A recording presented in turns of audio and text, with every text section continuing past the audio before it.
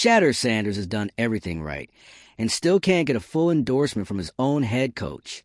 Despite leading with poise, outperforming expectations, and making plays behind a depleted roster, the rookie quarterback continues to hear underwhelming feedback from Kevin Stefanski.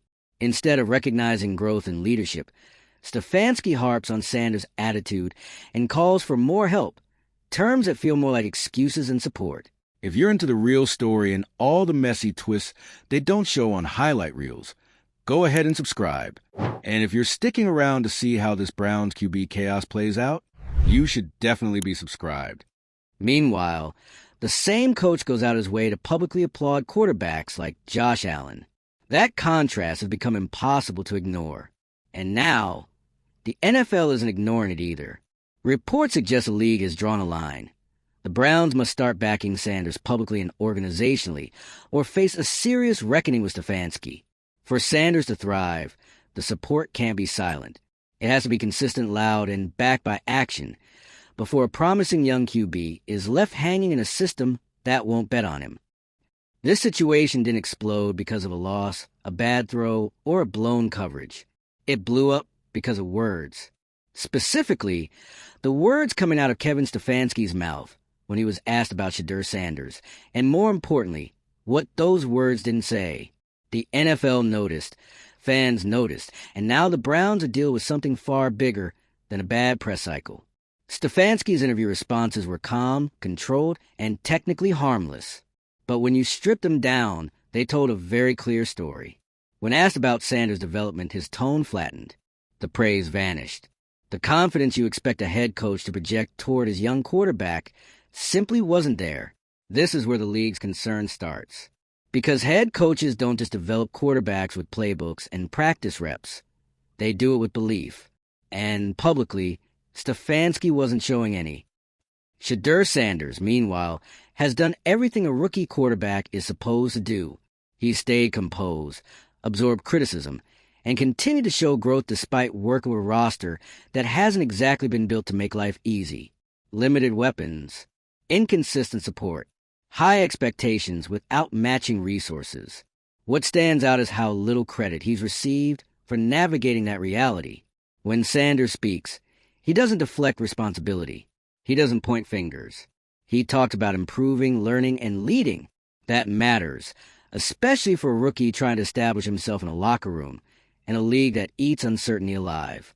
The problem isn't that Stefanski has criticized Sanders. Young quarterbacks need critique. The issue is that the criticism isn't paired with conviction. There's no clear message of, this is our guy. And in the NFL, silence can be louder than any endorsement. From the league's perspective, this isn't just about one interview. It's about a pattern of lukewarm public support, a pattern of generic praise that could apply to almost any quarterback on any roster, and a pattern of shifting focus toward what Sanders lacks instead of what he's already shown. That's where the ultimatum comes in. The NFL isn't interested in watching another young quarterback drift through a system that doesn't fully commit to him. The message is simple. Either the Browns invest in Sanders as a real franchise quarterback, or changes will come. This isn't unprecedented. The league has seen talented quarterbacks stall because coaching staffs never truly bought in. And when that happens, the fallout isn't limited to the player. Coaches lose credibility. Front offices get reshuffled. Entire rebuilds get reset. The contrast that set everything off was Stefanski's own words about other quarterbacks. When discussing established stars like Josh Allen, his tone changes completely. Enthusiasm, detail, admiration. You hear a coach who believes in what he's watching. With Sanders, that energy disappears. Instead, Stefanski emphasizes attitude. He talks about needing more help. He frames Sanders as a work in progress without balancing that narrative with acknowledgement of progress already made. That disparity matters. Players hear it. Agents hear it. And the league definitely hears it. When a coach publicly treats a rookie quarterback like a placeholder instead of a future cornerstone, it sends a message that's hard to walk back. Sanders' performance makes this disconnect harder to justify. He's been resilient. He's shown leadership traits that can't be taught. And he's done it without the kind of offensive support most young quarterbacks are given to ease the transition. Instead of highlighting that resilience, the conversation keeps circling back to what Sanders supposedly needs to prove. That's where the NFL's patience starts wearing thin. Development doesn't happen in a vacuum. Confidence from the coaching staff is part of the process. When that confidence isn't publicly visible, it raises questions about what's happened behind closed doors. And those questions are now landing directly on Stefanski's desk. For the Browns as an organization, this is a crossroads. They can either double down on Sanders' development or risk losing him one way or another. The league's warning makes it clear that half measures won't cut it. Roster construction matters. Play calling matters. But belief matters too. The NFL has seen quarterbacks thrive once they land with coaches who genuinely advocate for them. It's not about hype. It's about alignment. Right now, the Browns look misaligned. And that's dangerous for a franchise that's already spent years searching for stability at the quarterback position. Stefanski now faces a choice. He can adjust how he publicly and privately supports Sanders, or he can continue down a path that's drawing increasing scrutiny. The league's message isn't subtle. If Sanders is the future, he needs to be treated like it. This isn't about empty praise. It's about acknowledging growth, defending your quarterback when criticism comes, and showing that the organization is unified in its direction. Coaches who fail to do that don't usually last long, especially when young talent is involved. The ultimatum isn't just about Sanders. It's about Stefanski's future too. For Sanders, the situation is revealing. Despite everything, he's remained steady. He's shown that he can handle pressure, uncertainty, and limited support without unraveling. That alone says a lot about his potential. The NFL sees a quarterback who's doing his part. What it's waiting to see now is whether the Browns will do theirs. Because talent without backing is wasted potential, and the league has no interest in watching that story repeat itself. If you're watching this unfold, you already know how this usually ends. Either the coach changes or the quarterback leaves. Sometimes both. The Browns are being told to choose, and they won't have forever to decide. If you want to keep up with how this situation develops, make sure you like the video, share it with other Browns fans, drop your thoughts in the comments, and subscribe so you don't miss what happens next. What really pushed this controversy into overdrive wasn't just a lack of support. It was the way Stefanski spoke about Sanders compared to everyone else. When asked about Josh Allen, he practically gave a TED Talk. When it came to Sanders, the entire vibe changed. The enthusiasm dropped. The answers got shorter. You could almost feel the hesitation through the screen. And when coaches hesitate, the league notices. The fans notice. Players definitely notice. You can't lead a team when your public face tells a different story than your private strategy. The NFL isn't asking Stefanski to fake excitement. They're asking him to act like he actually wants Sanders to succeed. Right now, it looks like he's tolerating him, not mentoring him. And that distinction is enough to trigger league-level concern. Take a closer look at what Shedeur Sanders has actually done on the field. He's made smart reads, extended plays with his legs, and shown poise in the pocket, even behind a struggling offensive line. It's not flashy, but it's functional. And for a rookie, that's huge. There have been no sideline tantrums, no excuses in the media, just a young quarterback putting in the work, trying to earn his place. And yet, the narrative around him has been dominated by what he's lacking instead of what he's proving. It's a classic mismatch of perception and reality. Sanders is delivering more than most expected, but the conversation keeps shifting toward his ceiling or support system. That kind of framing can derail development faster than any. In the Browns versus Titans recent match, Sanders wasn't perfect, but he didn't fold. He handled pressure, managed the game, and avoided big mistakes. You'd expect that kind of performance to earn at least a little recognition. Instead, the post-game narrative barely mentioned him. Coaches are quick to praise veterans who manage a game well, but when Sanders does it, it's just expected, not celebrated, not framed as growth, just noted and moved past. That's the kind of treatment that wears on a young player. It doesn't take long for that dynamic to build resentment, and once that happens, it's hard to undo. Even Sanders' press conferences reflect a level of maturity that doesn't align with how he's being talked about. He doesn't get rattled. He doesn't throw his teammates under the bus. He takes responsibility, even when the blame isn't fully his to carry.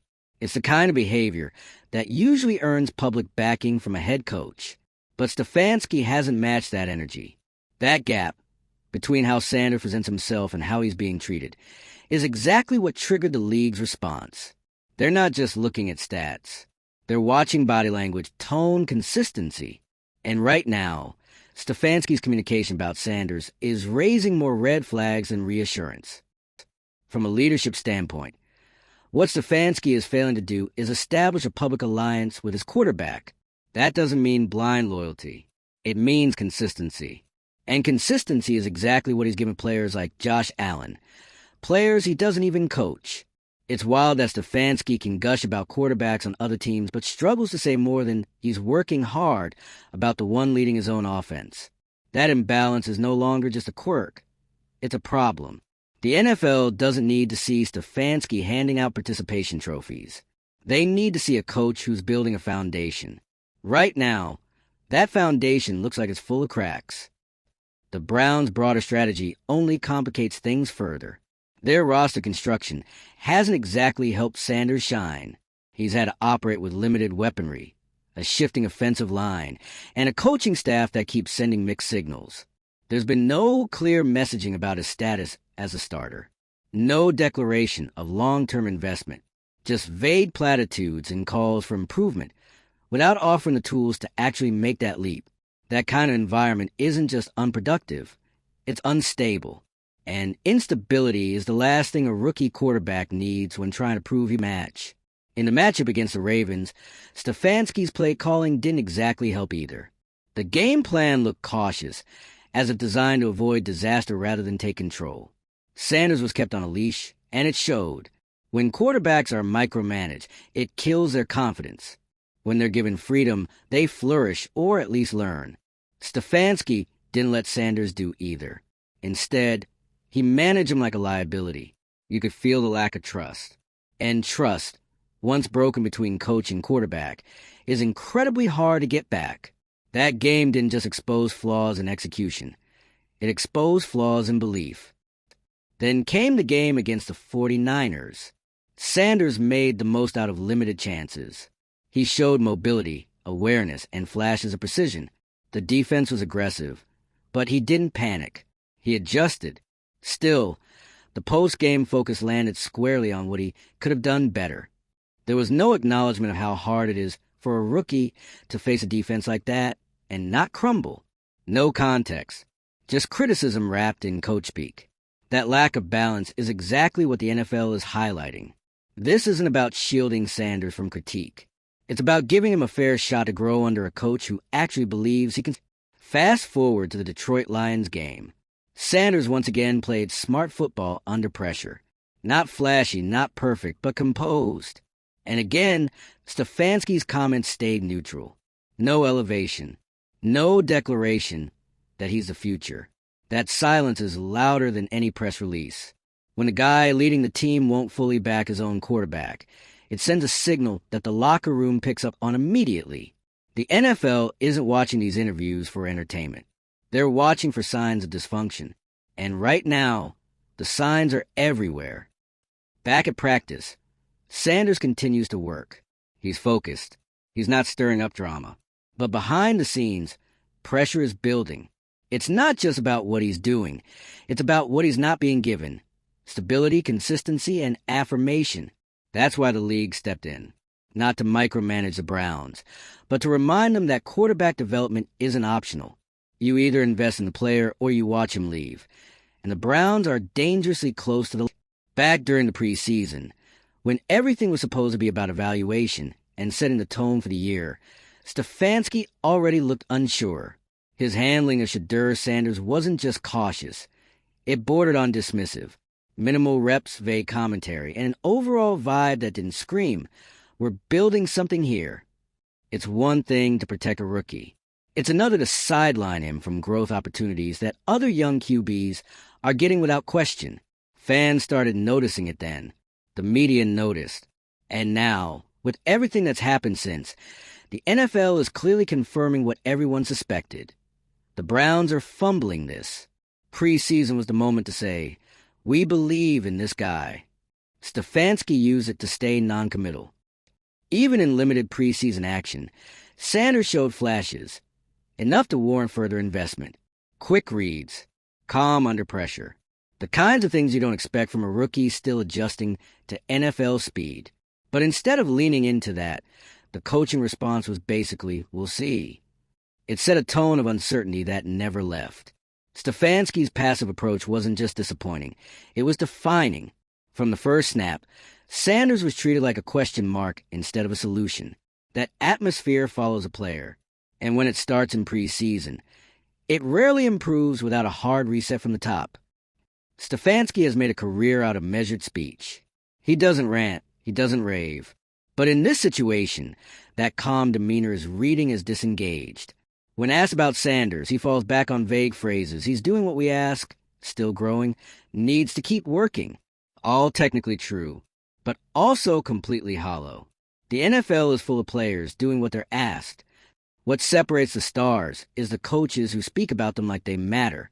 Stefanski doesn't have to manufacture hype.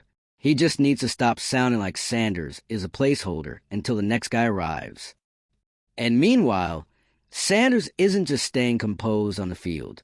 Off the field, he's showing marketability, leadership, and media savvy.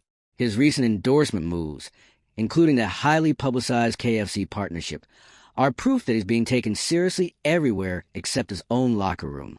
For a rookie to already carry that kind of commercial weight speaks volumes. Fans see it. Brands see it. The league sees it. But his own coach still can't seem to match that level of confidence publicly. That disconnect isn't sustainable. When your QB is being backed harder by a chicken brand than by his play caller, something has gone way off the rails. Even within the Browns' leadership structure, there's now visible tension. GM Andrew Berry has stayed mostly quiet, but insiders suggest he's more optimistic about Sanders than Stefanski is. And when the head coach and GM aren't aligned on a quarterback, disaster usually follows.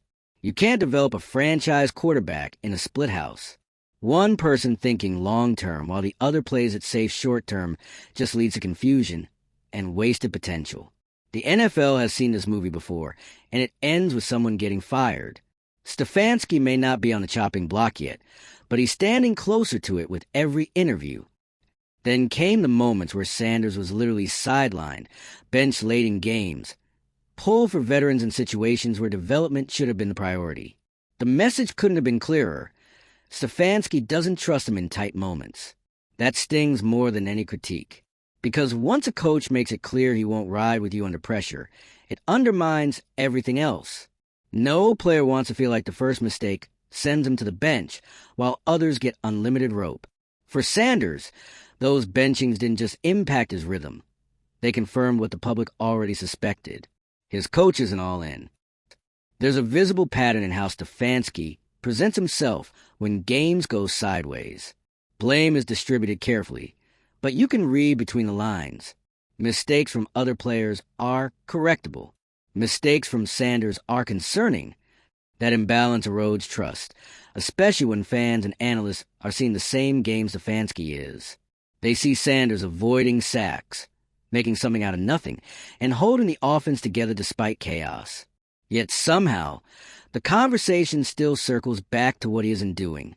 Eventually, that kind of narrative becomes damaging, not just to confidence, but to credibility.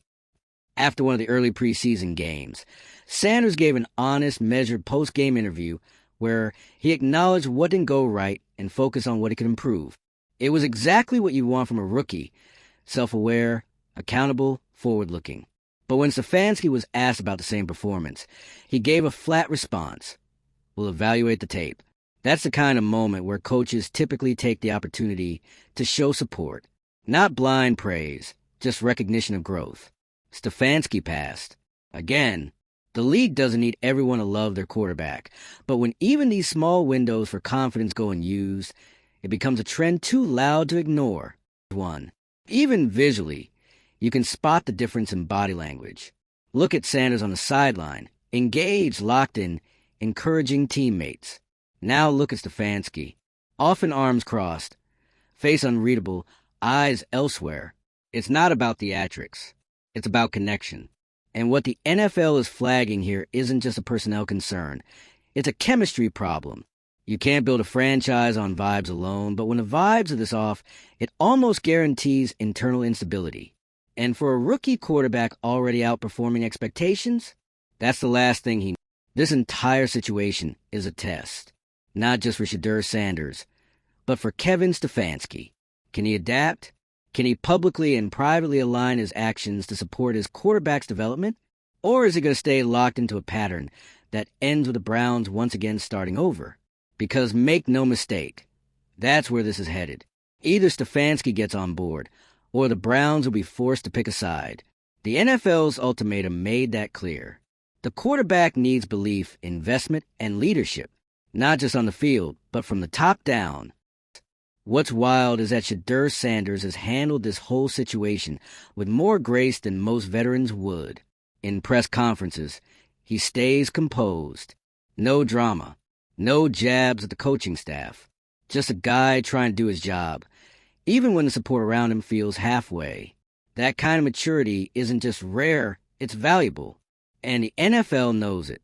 That's why this ultimatum isn't just some empty threat. The league sees a quarterback who's done his part.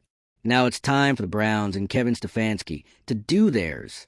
If they don't, this doesn't end in quiet disappointment. It ends with headlines, locker room fractures, and yet another Cleveland quarterback story that didn't have to go wrong. Let's not pretend this is just about Cleveland, either. This is about how young talent is nurtured or neglected across the league. Coaches who don't evolve get left behind. Quarterbacks who aren't back go elsewhere. And fans? They're left wondering what could have been. So if you're watching this unfold and shaking your head with the rest of us, make sure you hit that like button. Drop a comment if you're riding with Shedeur or done with Stefanski. Share this with every Browns fan who deserves better. And don't forget to subscribe so you're locked in for whatever the saga turns into next. Because something's got to give, and soon.